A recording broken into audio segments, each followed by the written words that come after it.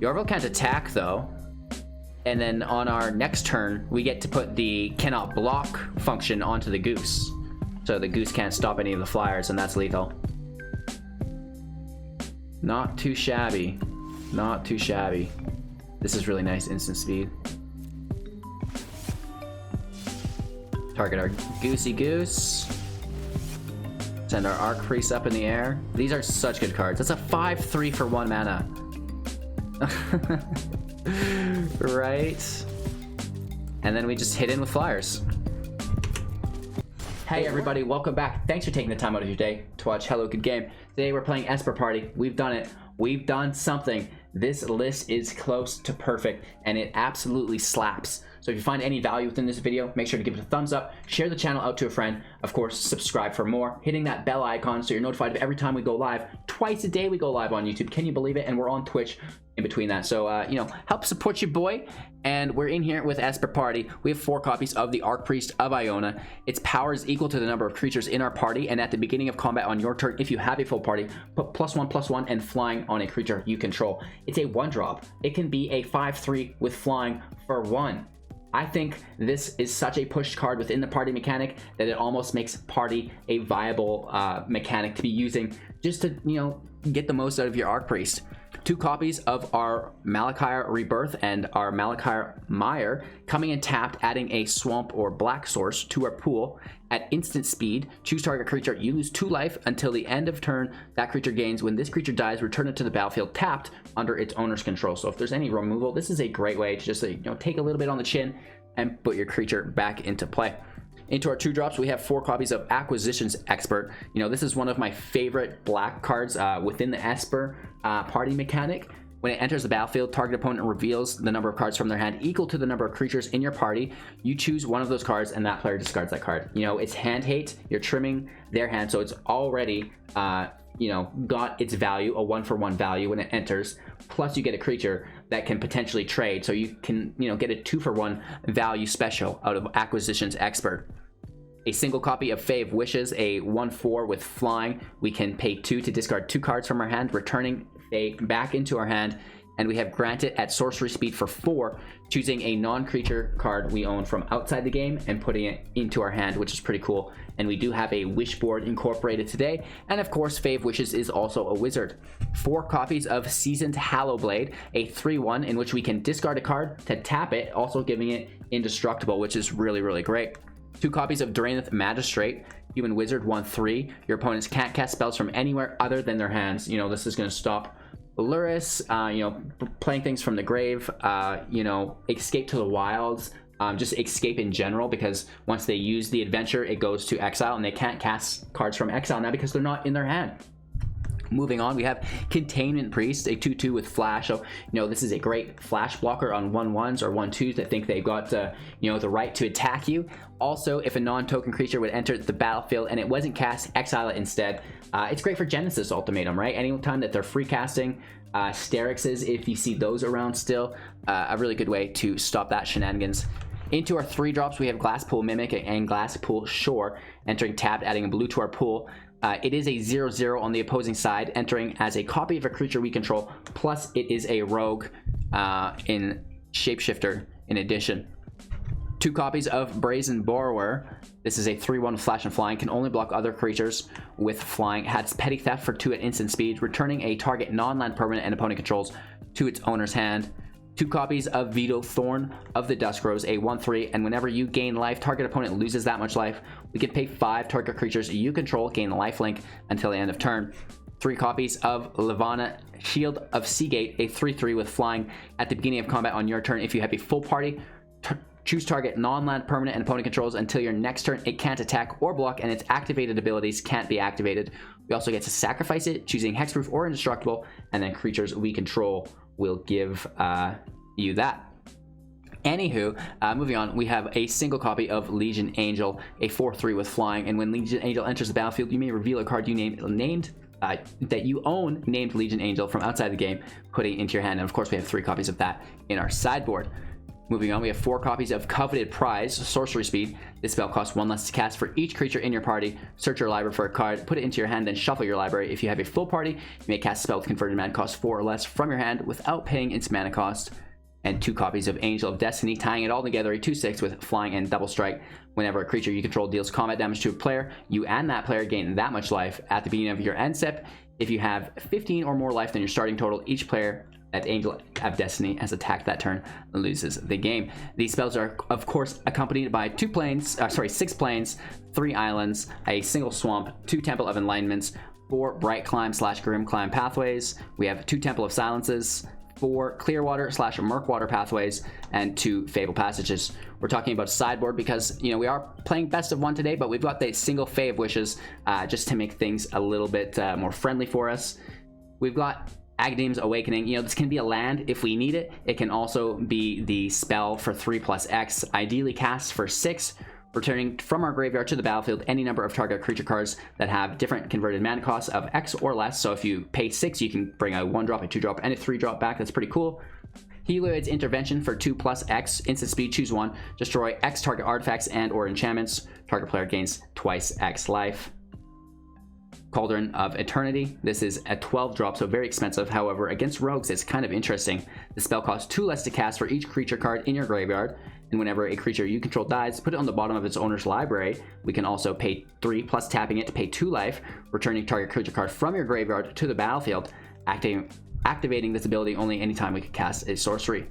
Ondu's Inversion, another land coming in tapped, but on the opposing side for 8, destroying all non-land permanents, which I find quite interesting. A Seagate Restoration, again another bolt land coming in tapped, adding a blue to our pool, and then, you know, we do get to pay drawing cards equal to the number of cards in our hand +1, and then no maximum hand size, which is pretty cool. 7 copies of Kyora Best the Sea God. This is an enchantment saga, so it triggers when it enters, and then on the following 2 upkeeps. Originally creating an 8/8 Kraken with hexproof, which is insane, and then on the second, you will tap non-land permanent an opponent controls, and they don't untap during their controller's next untap step. That's pretty cool, tapping all of their permanents. And then on the third and final, we will gain control of target permanent and opponent controls, plus we get to untap it. So just a beastly card indeed.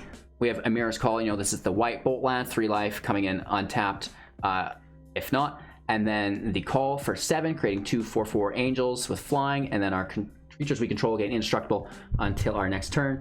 ECD, another enchantment saga. When it enters the battlefield, exiling target permanent and opponent controls with converted mana cost 15 or greater. Next non-creature spells your opponent casts cost 2 more to cast until your next turn.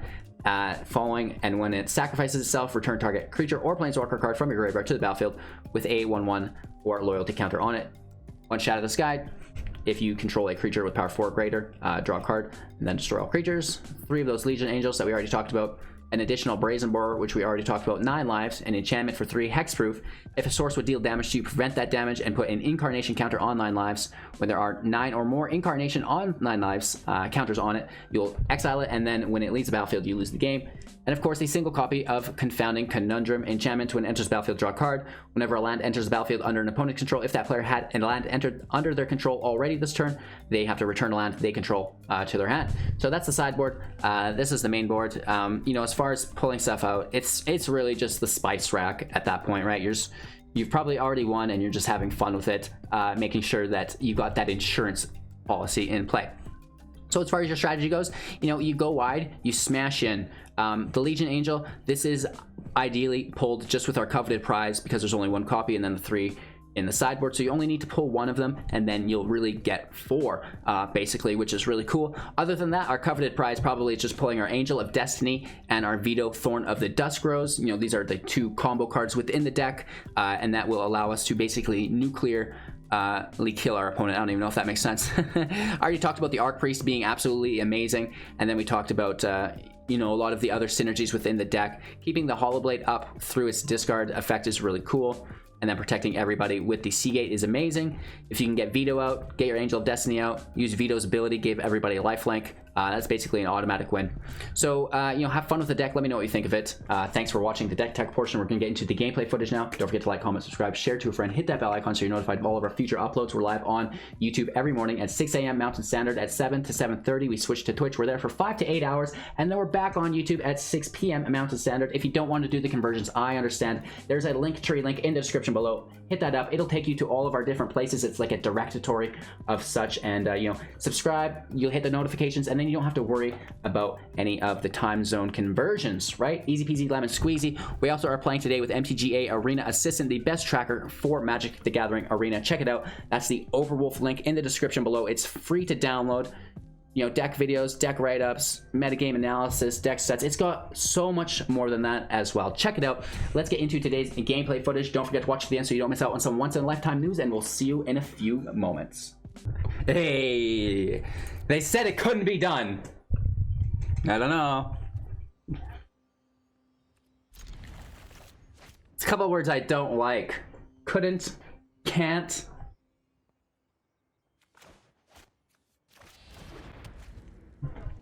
We're gonna do our best. That's for sure.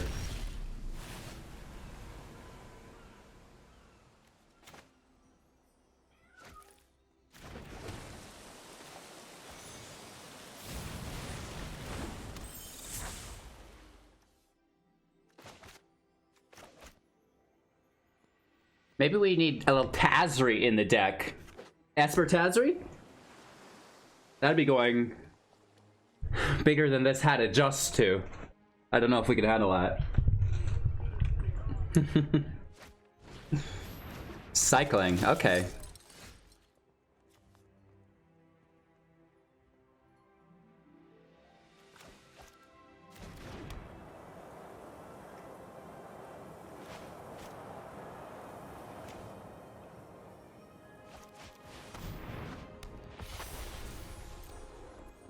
No attacks. We want to keep our Fae to defend.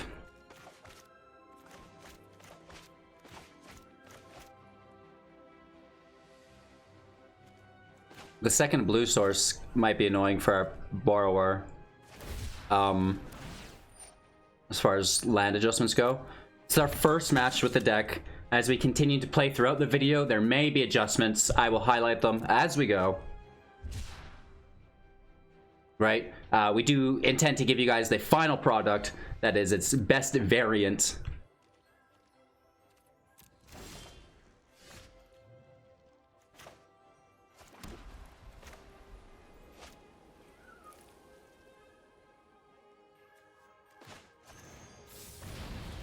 Let's push the Rescuer back. Just so we can attack without facing 3 damage. Right? As a cycle deck, we need to mitigate as much damage as possible. Right? We need to make sure that their Zenith Flare has to hit for 20.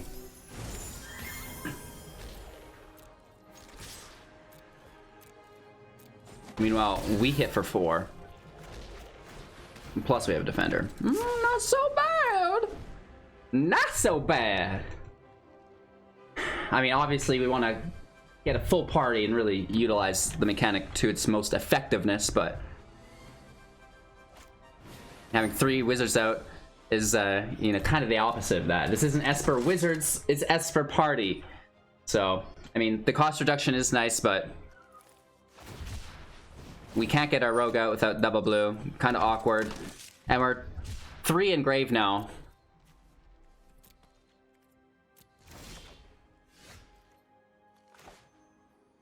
They have so many cards in hand, they'll never show us what we need.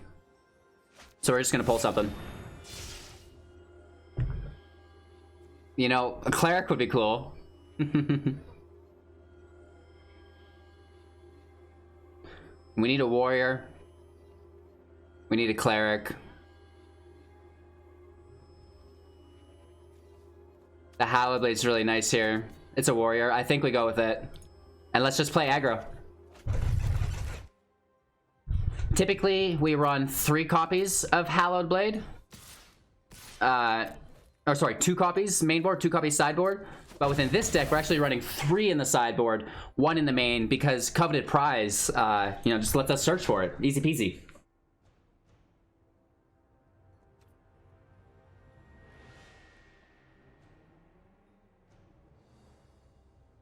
We want them to trim their hands, and then we, if at all possible, want to scoop their flare, but I'm not sure that's going to happen. They could start to get some damage in.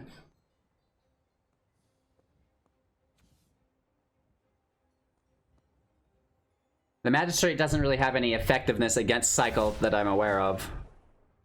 Right? I don't think Luris is being played within it.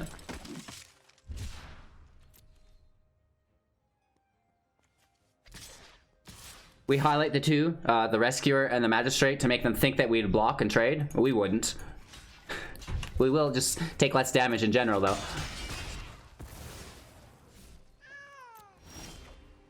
It's the right land, it's slow, though. Right underneath it.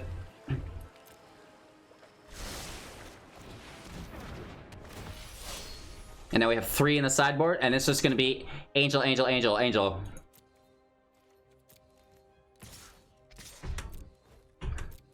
We hit for 4. I don't even think it matters. The pace that we're setting.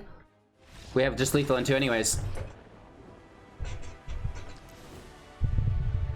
Alright, there's more Esper in it than just Coveted Prize, don't worry. Oh, no, we had the Expert in our hand there. We're playing against a cycling deck.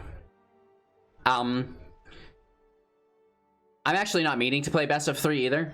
This is supposed to be a best of 1 deck. We do have a sideboard, but only because it interacts with our Fae of Wishes. You know, if I don't misplay in the match, I misplay before it and go into the wrong queue. So we're playing against the cycling deck. Life gain's really nice. You know, this could be... Well, no, they got all the tokens. I like the Shatter idea a little bit. Let's leave it the way it is. You know, if we can win a best of 3 match with a best of 1 deck that's able to sideboard against us.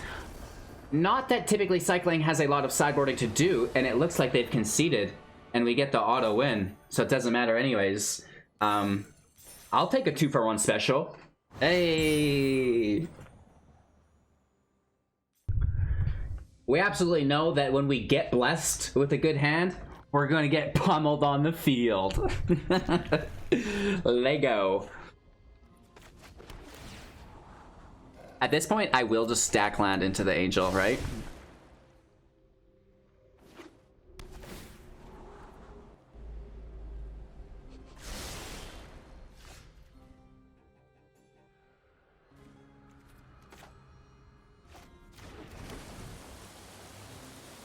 Ooh, Esper Colors turn 2. No! What deck are they playing? Could it be Rogues? Could it be a Rogue deck? What do you guys think? Rogue deck?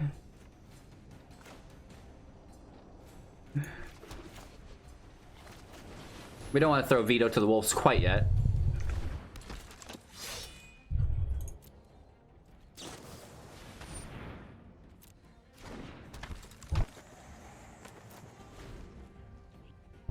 Alright. Rogue City, baby. Real original, Willis. So we can't play anything for 2. Which is why we played our Blade first.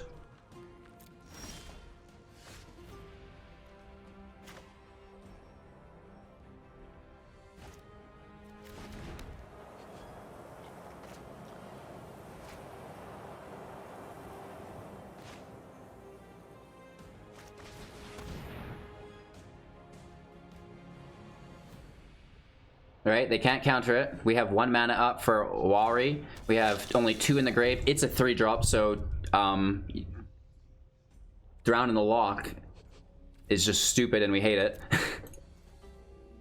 I'll trade with whatever they throw at us, honestly. I'd love to discard something. So the thing is that the Thought Thief can attack, and then once it attacks, you know, 3 and 4 go in the grave, at which point they can, you know, just organically use their Drown to kill our Vito. And that's unsettling. They could hold it and try to counter us instead, though. No, they go right for it. I mean, it makes sense. It's a good card. It's the true test. If we can beat the Mirror Rogue, I'm done. You know what I mean? Like, there's your guys' video. They've got 2 mana. You know, there's flash blockers, so we might have to discard.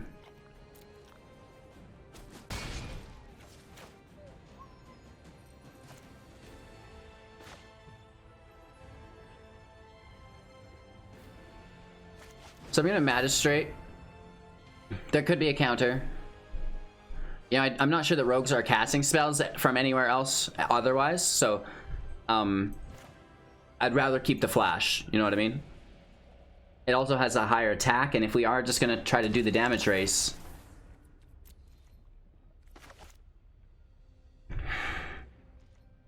the thing is, if we are gonna race damage-wise, we might not want to play our Angel of Destiny because we've got into trouble with that before.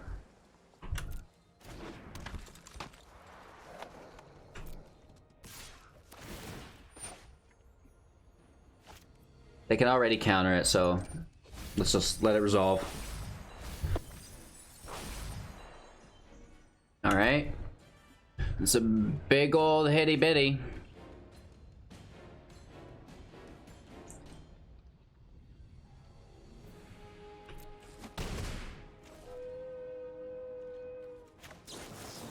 Let's play our priest.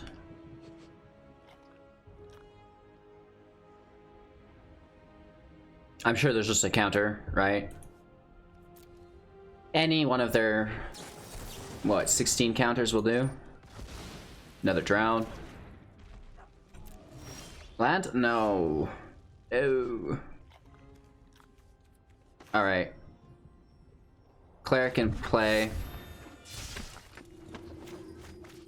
We don't quite get this, but I still think somehow it's worth it. Should we pull the land so we can make sure to play our Destiny? Right? Just being able to pull any card is so nice. And we could even pull our Fae, go to the sideboard, but is that worth it? They'll counter the sheck out of it. We're going to save our Fae for now. We do want the land, but at the same time, what if we just stacked Archpriests?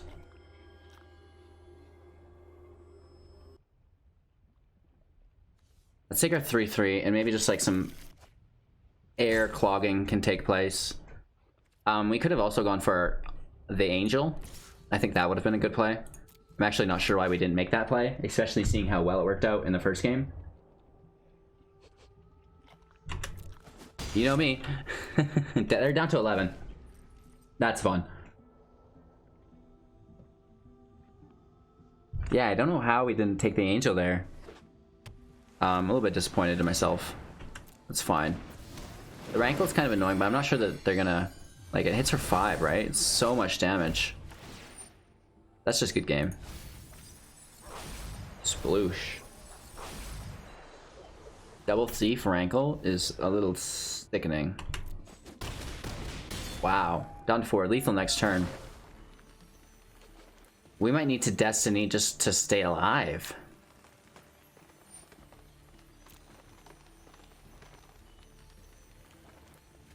Man. We need that rogue. Well, we get it, but not correctly.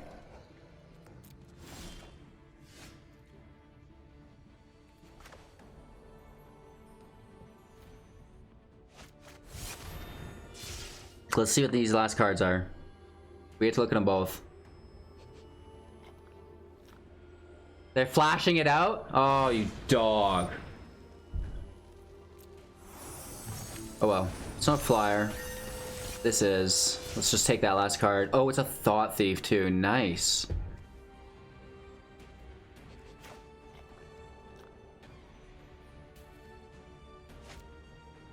We're just dead. I thought this had flying for some reason.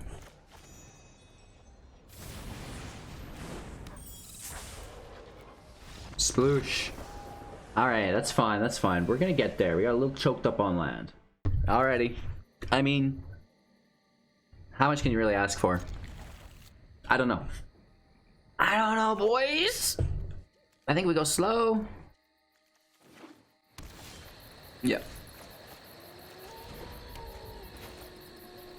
We're not going to make that mistake, and we'll probably just pull our Legion Angel. Right, we were pretty sad last time.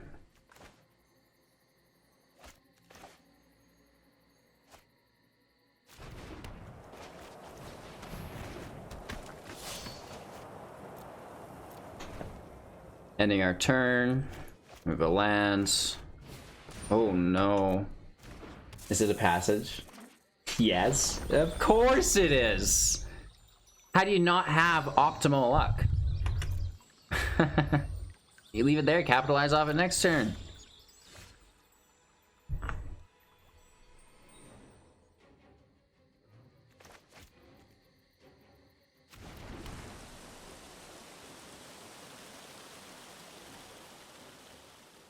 One, two, three, four.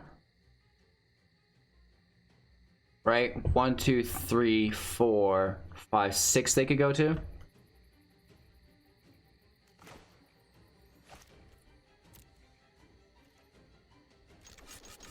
Take the attack.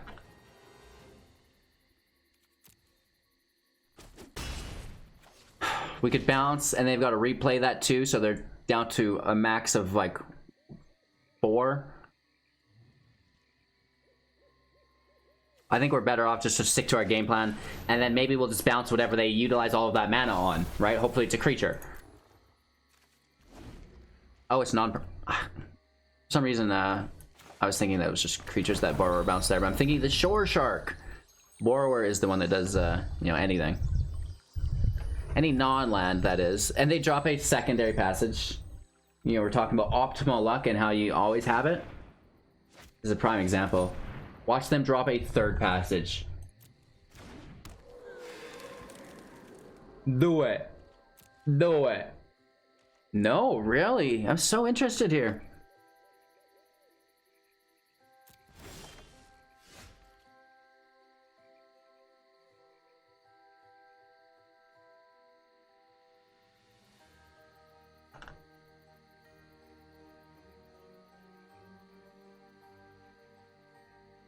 Hmm.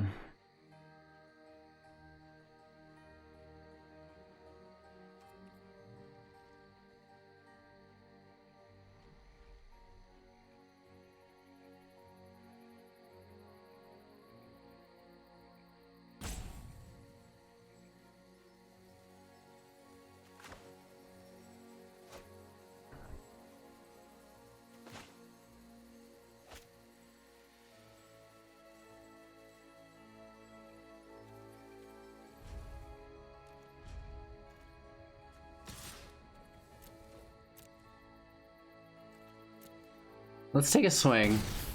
I think we're gonna keep these borrowers open for a second. I'm a little worried about what's gonna happen here. Right, we're gonna try to play a little cautiously. I don't want to just like blindly go in. These passages can just tap because of the Grove or Omnath organically.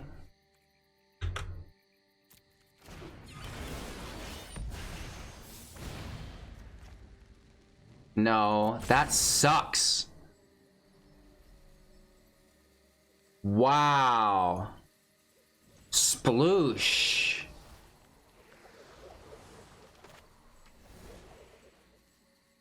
They can sack those instant speed. This is messed up. Oh my god. This is so savage. Having them able to use those passages without sacking them is absolutely insane.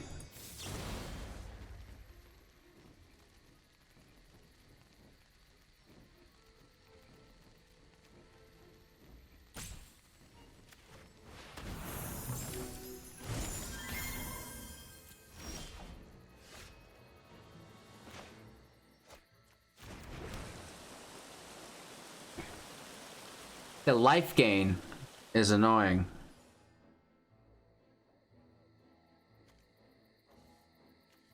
We have a wizard, a warrior. Here's our rogue. It would cost 2. That wouldn't work.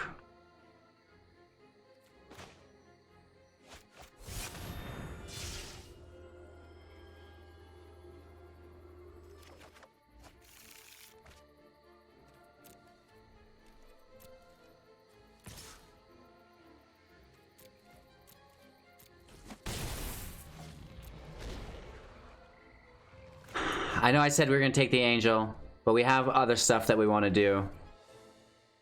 We can sideboard for a Confounding Conundrum. I don't know if that's good, though, at this point. Like, it's too far gone.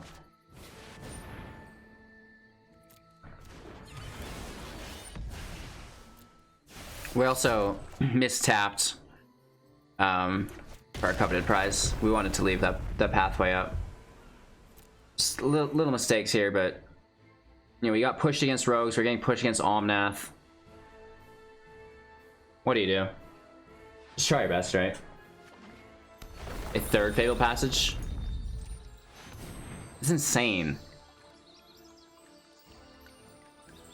We should have grabbed a land and just went forward with the angel. That's too much.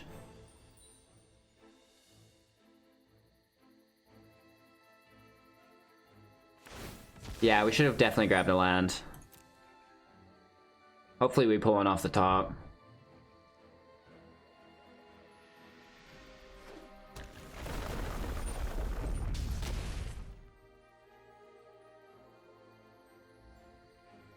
What we need to be doing is bouncing Omnath while there's a stack in progress, I'm pretty sure.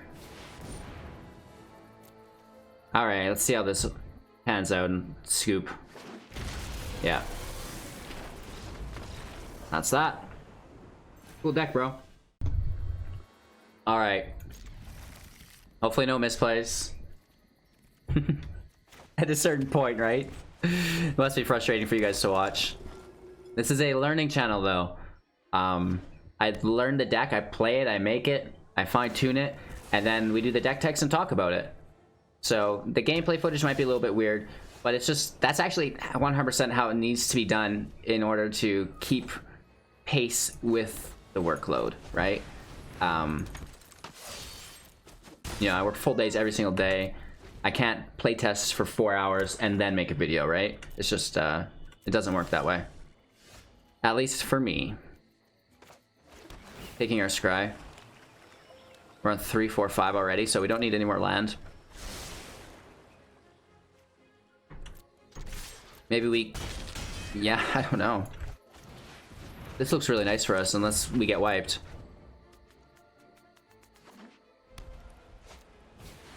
Remembrance is fine.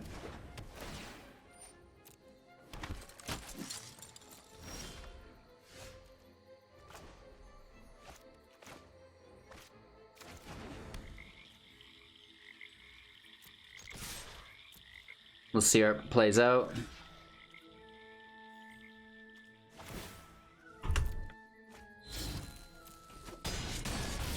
Up to 10.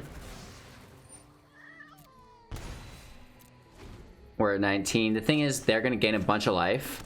So we have to make the choice. Do we go for the kill? Or do we try to get the fancy win con?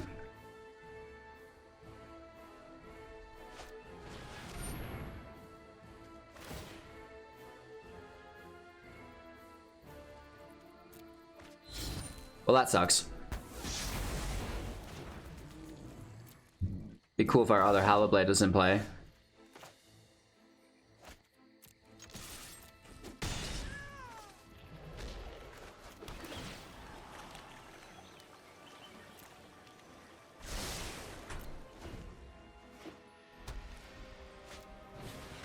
Another Bastion. That's actually pretty good for us. It gives us the turn we need.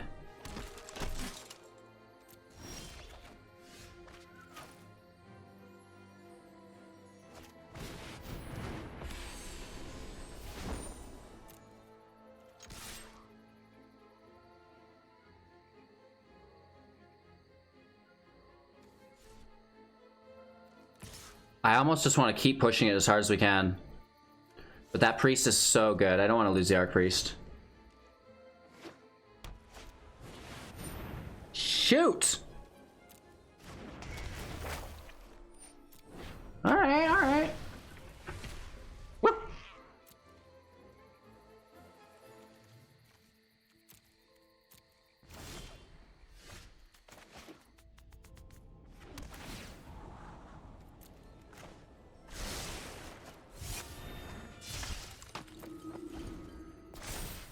Gross.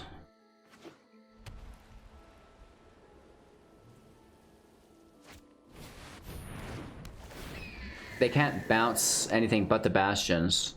It's a good play though, just a nice blocker, good attacker in the air. You know, it doesn't hit anything. They just off-put the sacrifice of it. See what those last cards were. Ah. These are both... they're the same thing. Sploosh. That's game. We get bullied out. Bullied out. Well, we shouldn't have taken their Thas, actually. They can't play it. We should have gone after the tutor and relied on them not pulling the right land. Damn it. Yeah. We walked right into that. We should have tossed the enchantments or whatever. Ah, we gotta represent Esper. It's so sad. There's promise here. We just need it to work. I don't want to bring up that we've not seen Vito at all. We'll just take a land instead. We'll pull the angel out later if we need it. More cycling.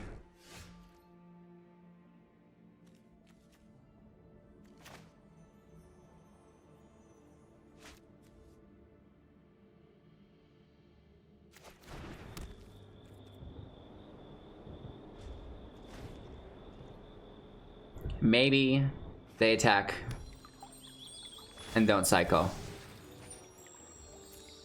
We can't take the risk. Well, actually, I wouldn't mind trading with the fox, in all honesty.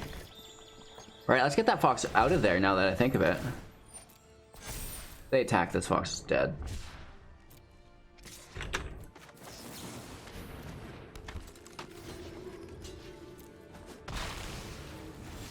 Okay.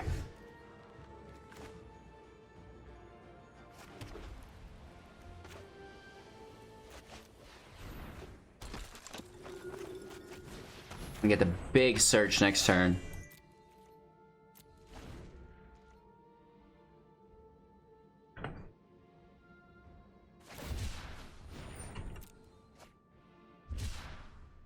Hopefully they get stuck on land. Nope. Just cycling.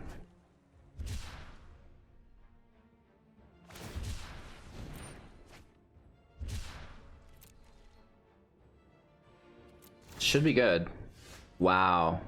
That's actually pretty decent. Take a little look for 3Zs here. We get everything but 2. No, everything but 3. They've got 6 actually.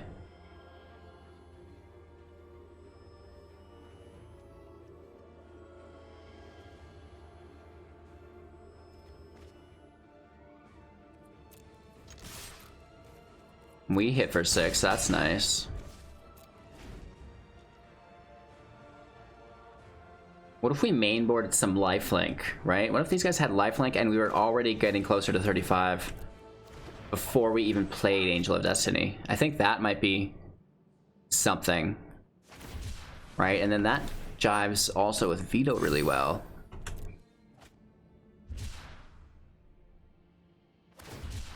They're still cycling.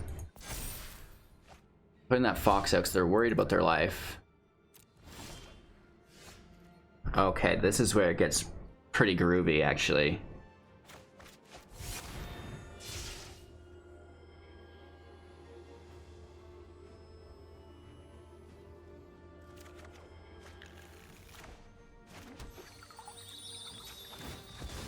Take a swamp here.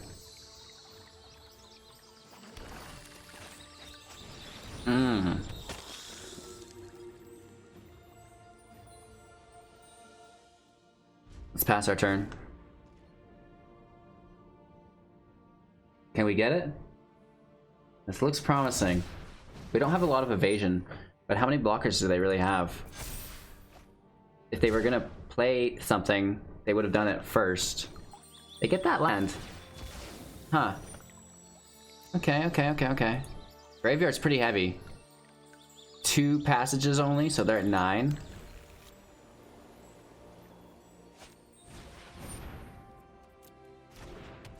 We can sacrifice our Archpriest as a blocker if we need it. I don't know if we do, though.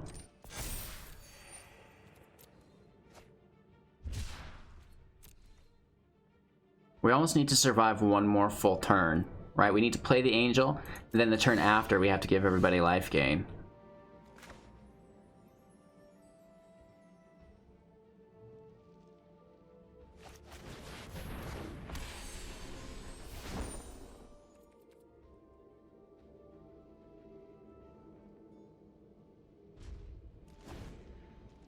We could keep our Hallowblade alive by discarding our prize.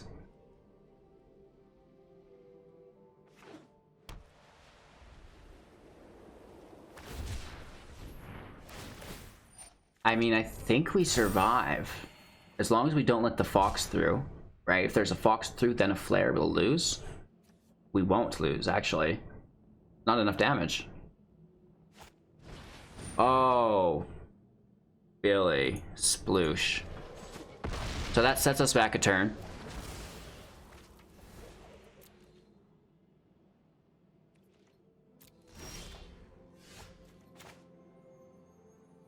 We could play something for 3. We don't have a wizard.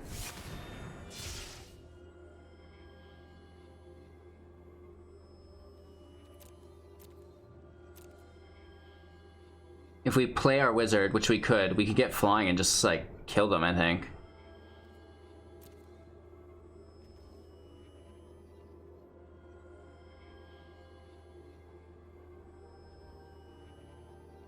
Right?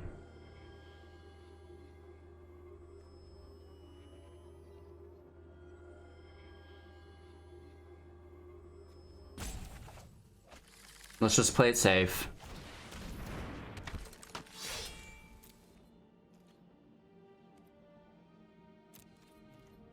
And turn graveyard check at 12.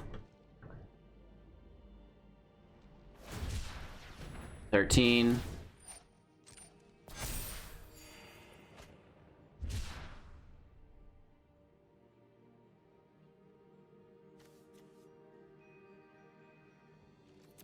We would just chump block, but we're good to progress. Angel in play. Do they have another Go for Blood? Or they could flare the Angel.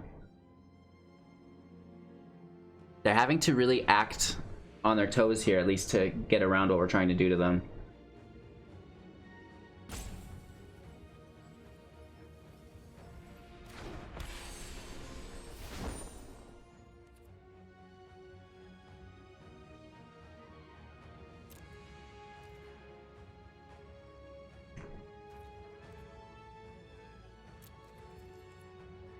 No attacks end turn. Land is in hand to discard. We activate Vito's ability next turn. Did they have 2 flares? I'll die if they have 2 flares in hand. That's so unlikely. They do. There's still 33 cards left in their deck. Wow. At a certain point, I just want to win. I just want to win.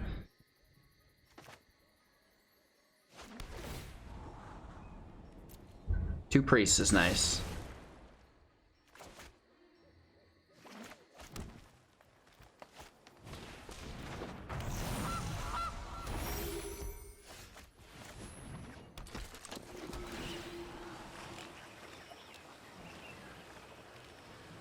Let's look for some of our key components. You know, the priest is, or the Hallowblade is nice, but I already have it.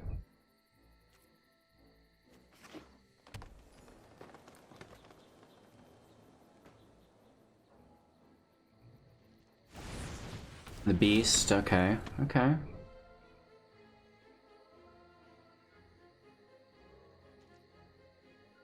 I think we... Oh no, we don't have enough land.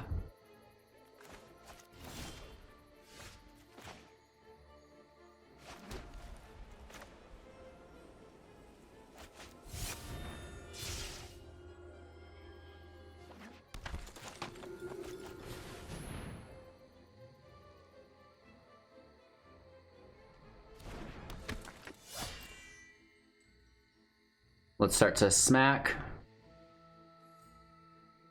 They have something, or is it just the goose available?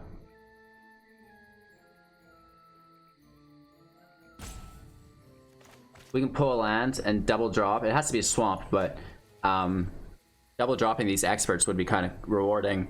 If not, I think we'll single drop our wizard, and then hopefully the turn after that we can double drop.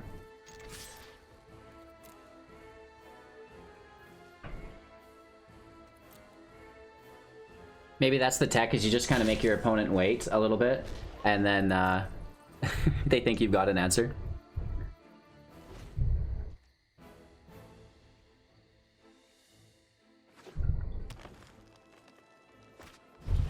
Yorvo's pretty disgusting.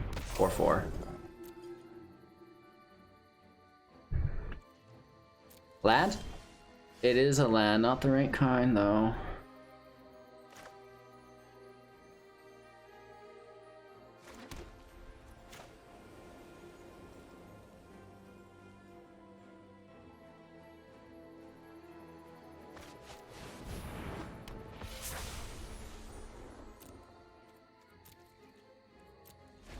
Ending our turn. If we could give like a universal effect of flying to all of our creatures, that would be cool. Right? I guess the Archpriest will go up next turn. Oh my god. The Great Henge, the world's greatest card.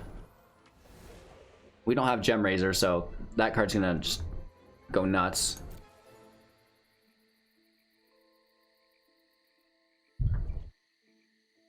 They don't attack, they don't want to lose their Yorvo, which is really good for us.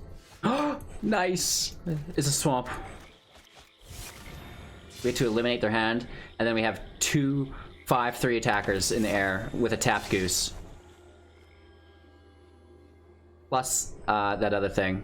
Let's take Kolga here.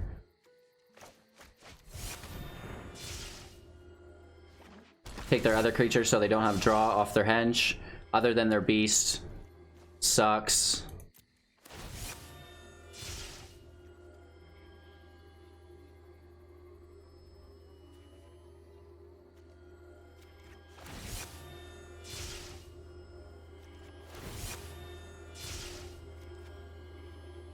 Let's toss our boys in the air. Absolutely lovely. Yorvo can't block.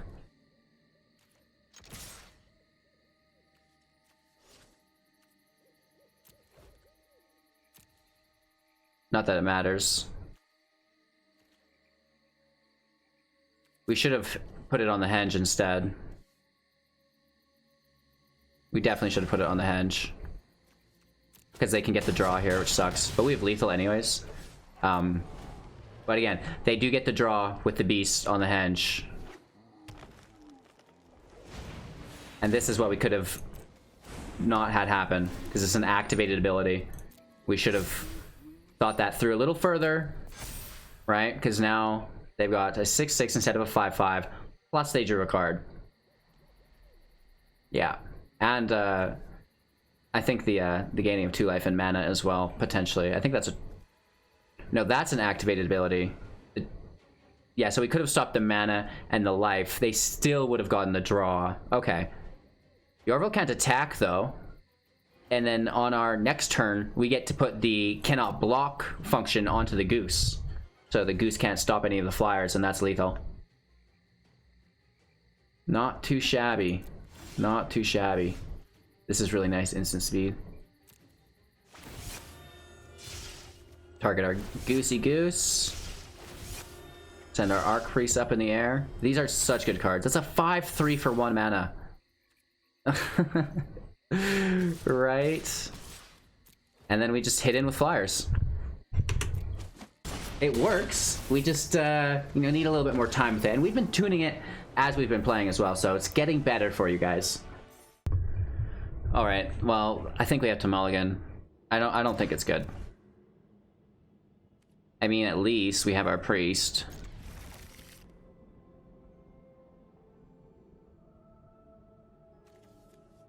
Boss Angel?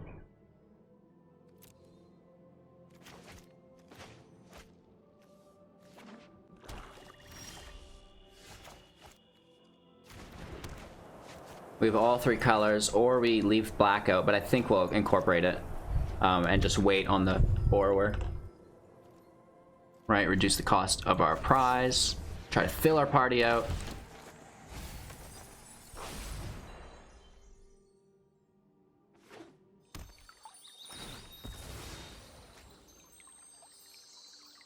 More rogues, right? Just what a great time.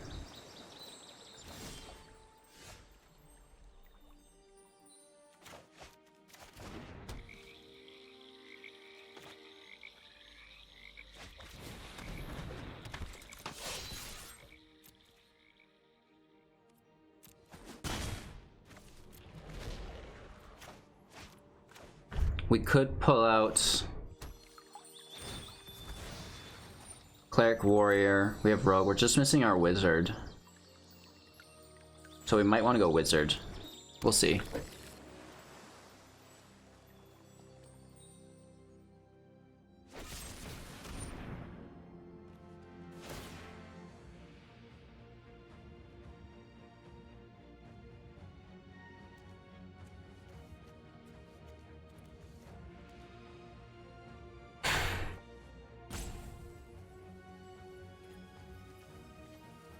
Let's drop our land. It's pretty greedy.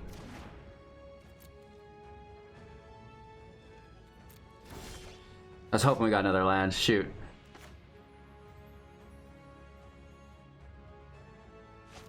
We want to reduce the cost of this to 2 so we can play it next turn. And we still get to look at all but 1.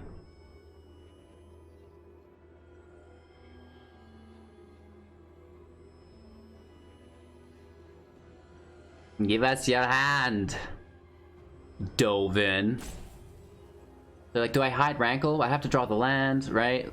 We have to keep that in mind too, that if they show us a swamp, I'm assuming they're hiding a Rankle. Oh!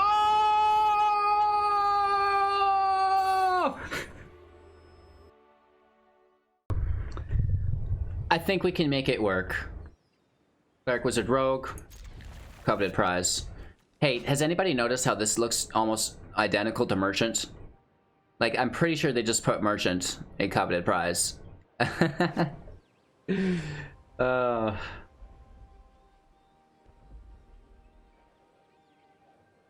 opponent's chilling. They heard about what we did to that last Rogue player. They're like, hey, they're gonna go for your hand. Let's get in there. We have no blue source to play, but we should still pull it with our passage.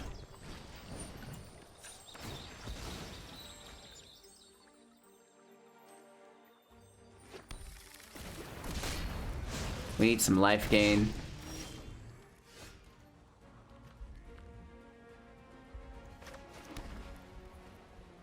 I'm gonna try to flash in, kill the champion. As long as they don't play another.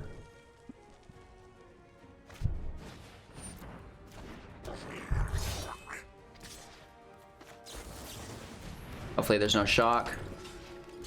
Hopefully there's no buff. Nice. Nice, nice, nice, nice, nice, nice.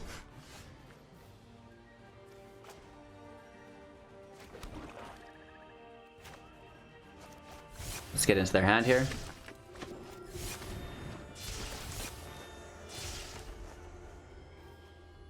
Two clerics, kind of a bummer, whatever.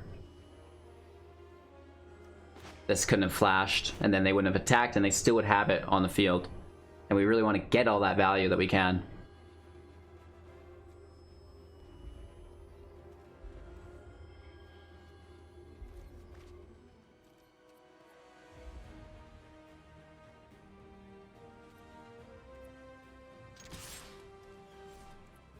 No attacks. Let's chill, I guess. I don't know. Seems weird.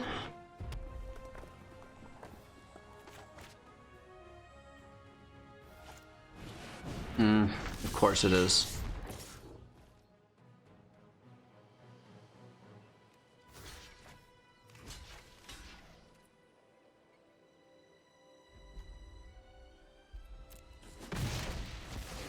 They still kill it. Sucks, but it's not like we're losing our cleric.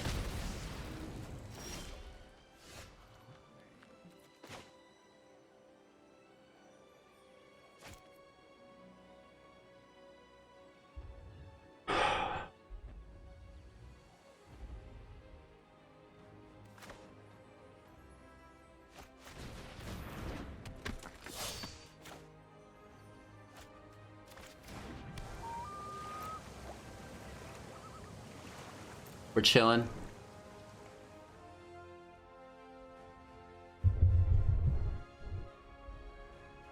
Ending our turn here.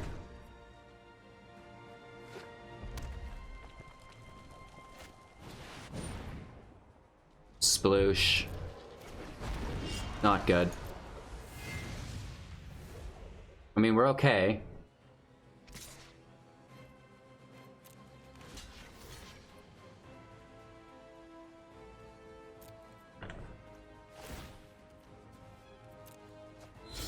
Toss our Magistrate. No harm, no foul.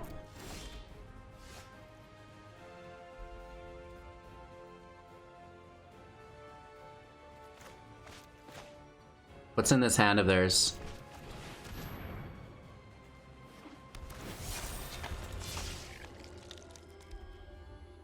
I thought it might have been an Embercleave.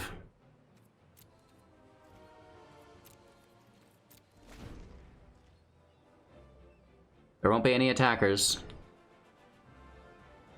We need a land, and we need to get some life gain going on.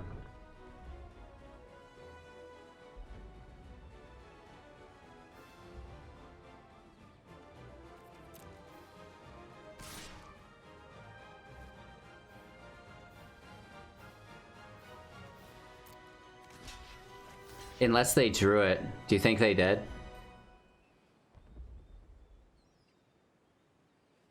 It wouldn't work anyways. No, they can't cast it. They only have 4 mana.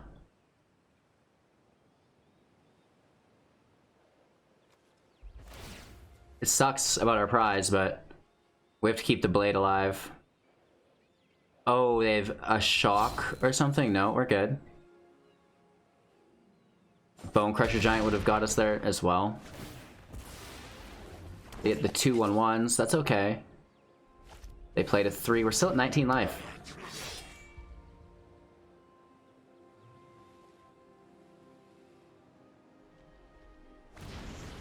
Rimrock Knight, decent. We can play for 2. That's kind of underwhelming, but... Should we just take our Angel? Probably. We don't have a black source to go in their hand, which they don't have. The Petty Theft would do nicely, I guess.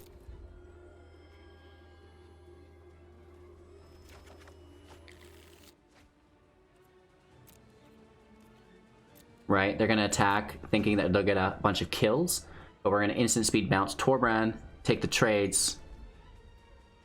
Or not even the trades. The Hallowblade might trade with the Rimrock Knight.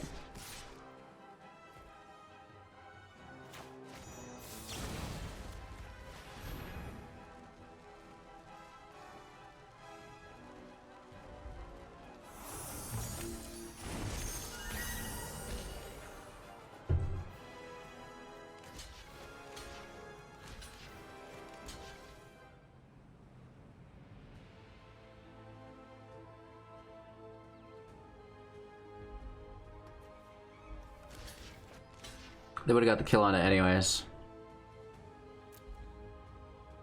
There could be a cleave.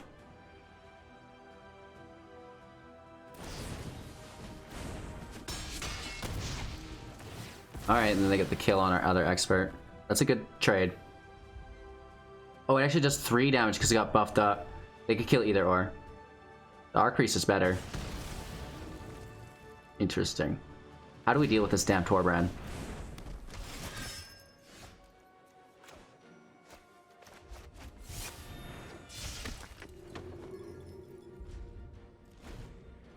We can trade with them both. But still, we need them. Nice. That's such a good top deck for them.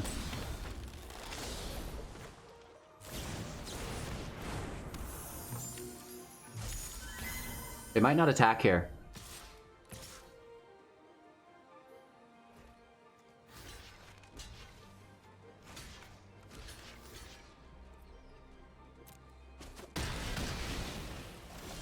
Ah!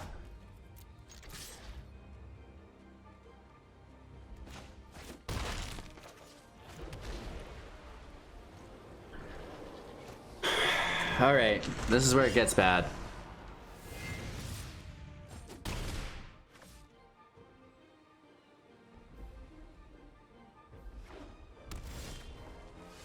It's not the worst.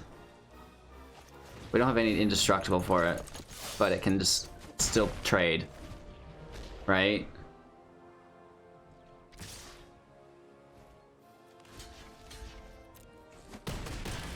Woof. Down to 11. Oh, it's a land.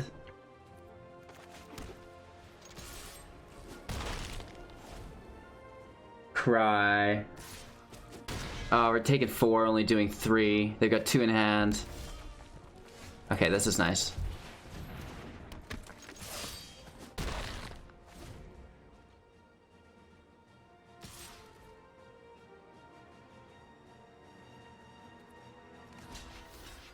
We have to block. We need something to bounce this Torbrand. We need some interaction. Come on.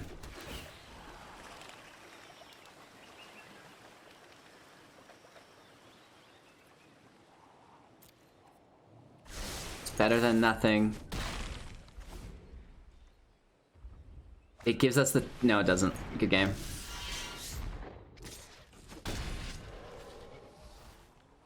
So close. So close.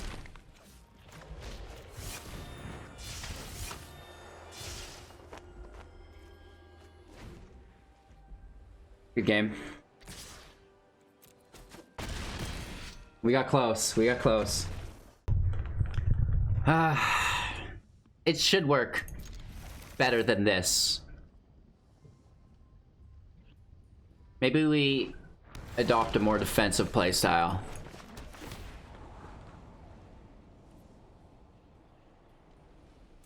I don't mind the land.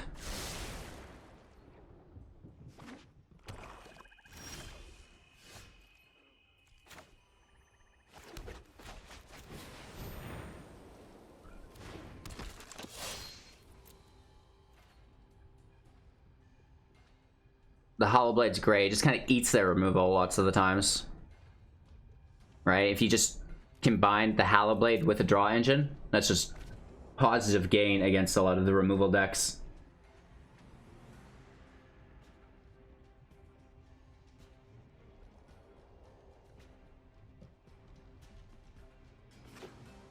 That's 3.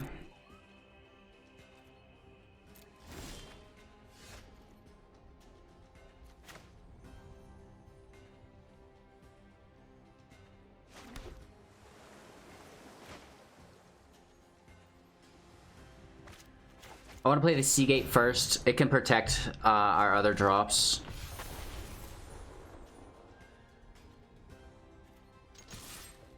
We have the prizes as well, which is really nice.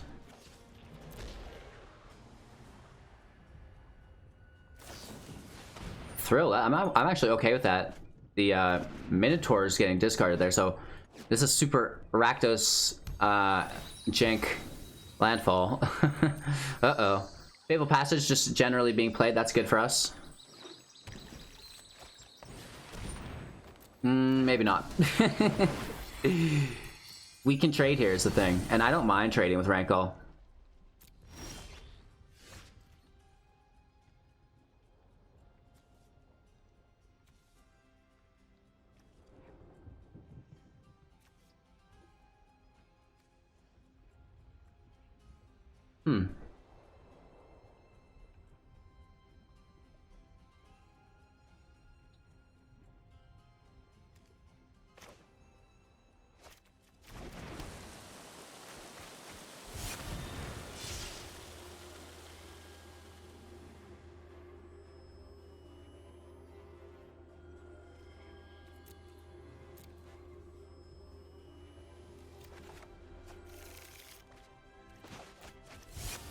We could have saved 1 mana, but we wouldn't have been using it on anything.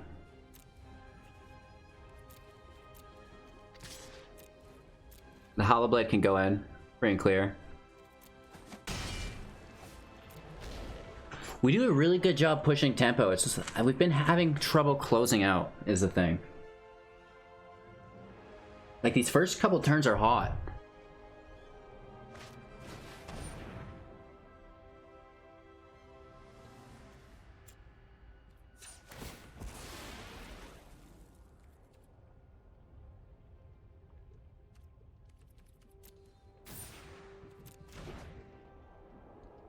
Hexproof so they can't target us.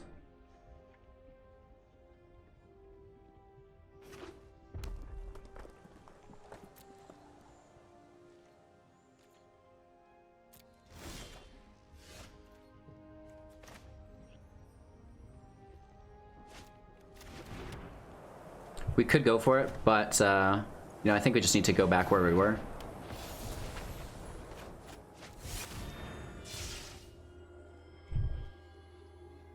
Do we just double down on it? Or do we try to make Vito work?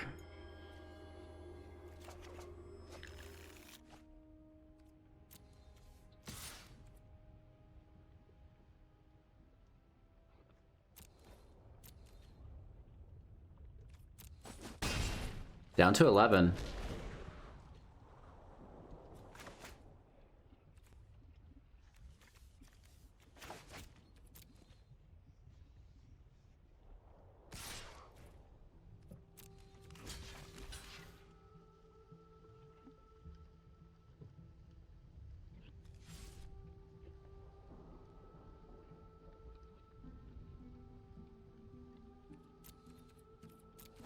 You can take the damage, let them have whatever they're trying to do here.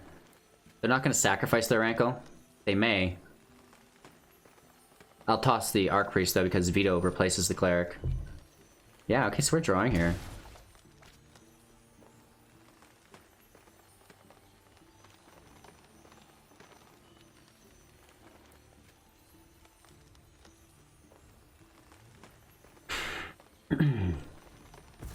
Let's do our Priest. That's a good trade. Priest for Rankle. That's not bad.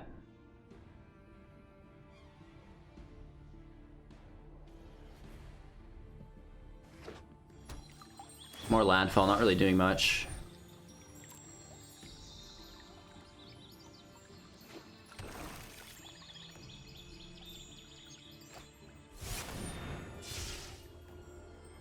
Interesting. Nice. Well, that's not good.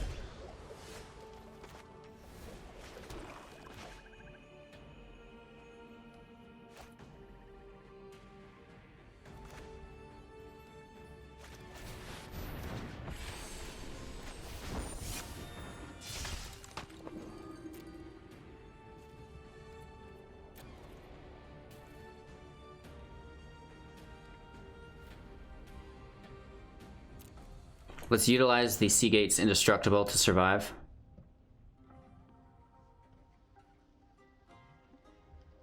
Why are they going back to it? There's nothing else in there to play. Settle down. It's cool that they reanimated Akum. I like that quite a bit. Alright, they pulled Akum and Rankle for 6. We're just going with Indestructible. And now we can do our blocking.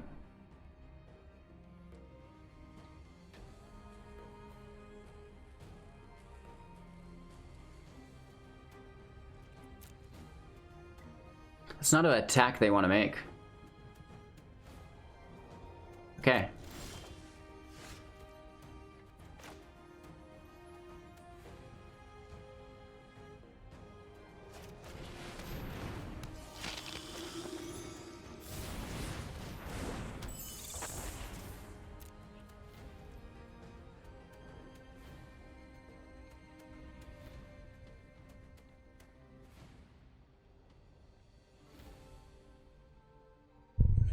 Do we have lethal?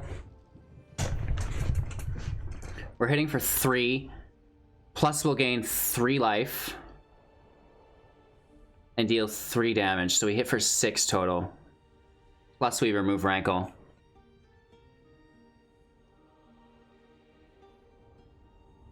Or we just have lethal next turn.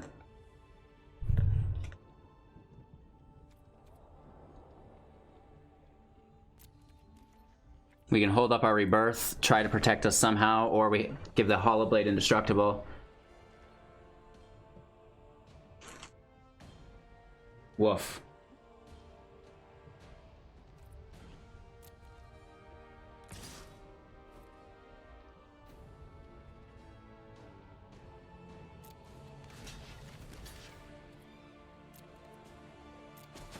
I'm not entirely sure what that's about.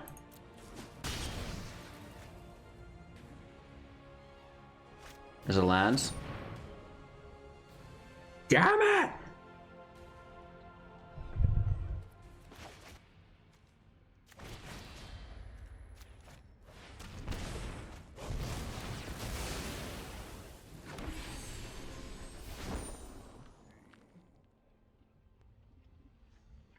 If they play a land to take an attack phase now, that'd be terrified.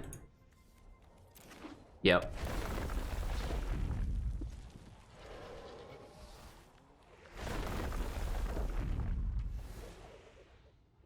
Do they tap?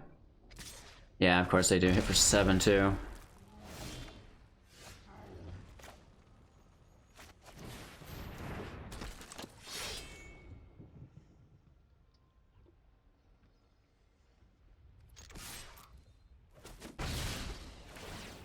Them gaining life is like whatever. They stay at the same spot, but we actually do gain life, so we're gonna take it. And then we just chump block. We need to keep grabbing. Oh my god. Every match, we're getting janked out by the weirdest stuff. Woo! I've been trying. I tried my hardest today to make Esper Party work, but you know, clearly it's just you know.